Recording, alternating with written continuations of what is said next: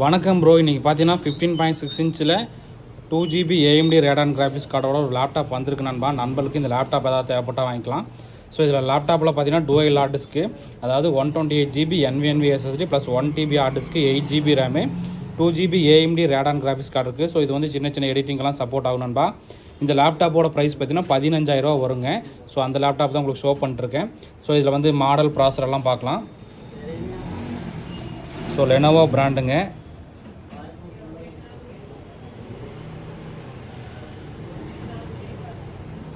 So ப்ராசர் பாருங்கள், AMD Athlon silver 3050U model.